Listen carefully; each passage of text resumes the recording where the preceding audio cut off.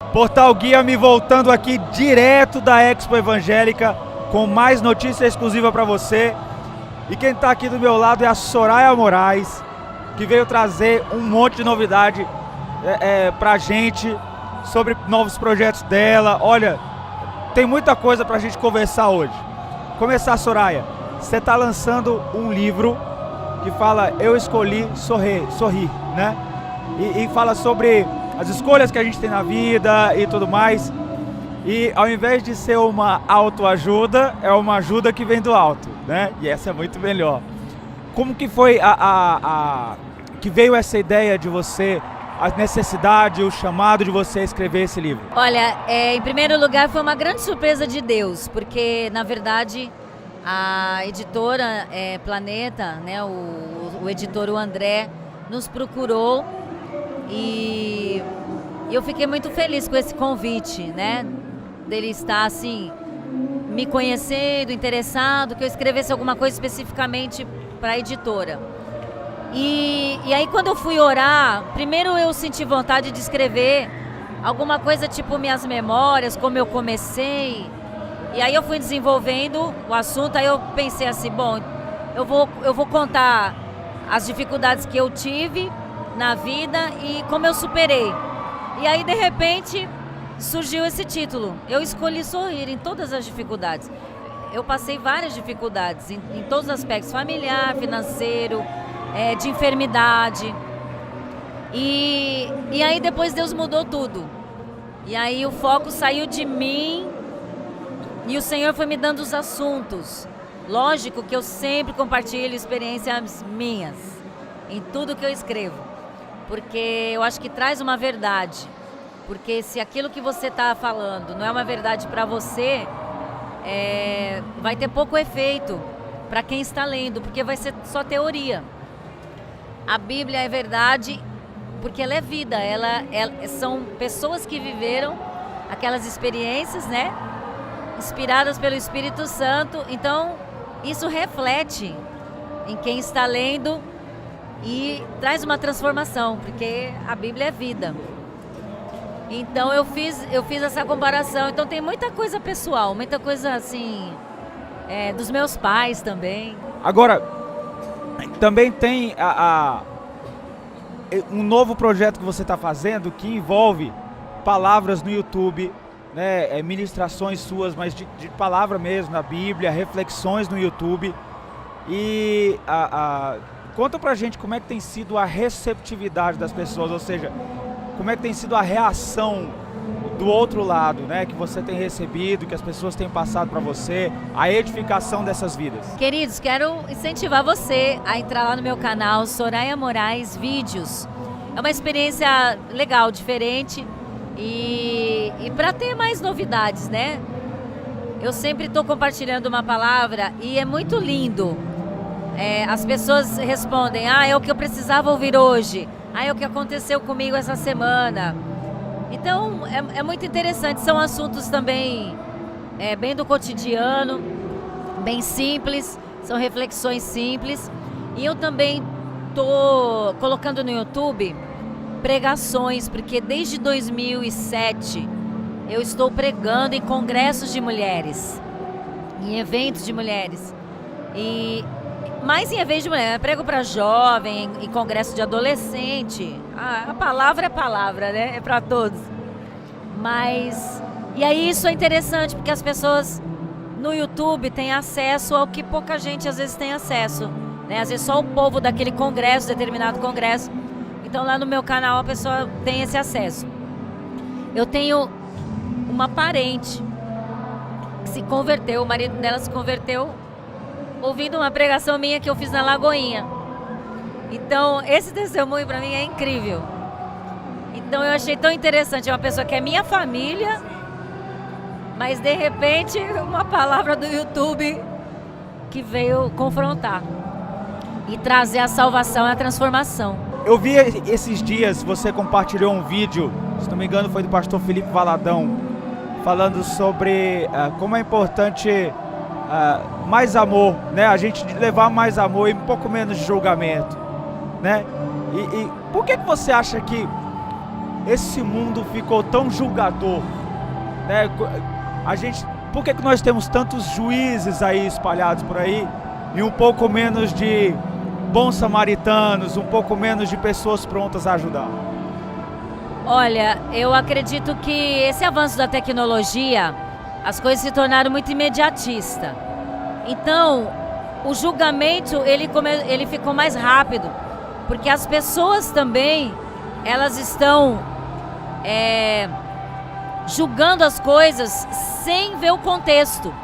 Então, muitas vezes elas tiram de uma frase, de uma situação, de uma palavra, um julgamento e já transforma em toda uma história. Então, às vezes, por exemplo, você vê uma notícia de um suicídio ou de um homicídio. Aí você vai falar assim, mas também a pessoa, o que ela fez? O que ela era? O que ela foi? Não interessa, é uma tragédia humana. A gente tem que se compadecer.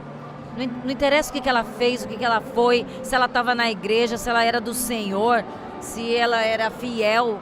É uma tragédia humana. Naquele momento, eu acho que a melhor opção é se compadecer. É um pai que perdeu um filho, é uma mãe que perdeu, é uma tragédia, é uma família que está sofrendo. Acho que o primeiro momento é você orar, né? E você pedir misericórdia. Eu estou lendo um livro incrível. Chama assim, Traduzindo Deus, do Sean Boss. Gente, você não tem noção. E ele é um livro que ele te incentiva a desenvolver a tua visão espiritual, a desenvolver, você dar palavras de bênção para as pessoas. E foi muito confrontador quando ele escreveu assim: a palavra de profecia, ela não é uma palavra acusadora, porque a acusação, ela fala de quem você é hoje.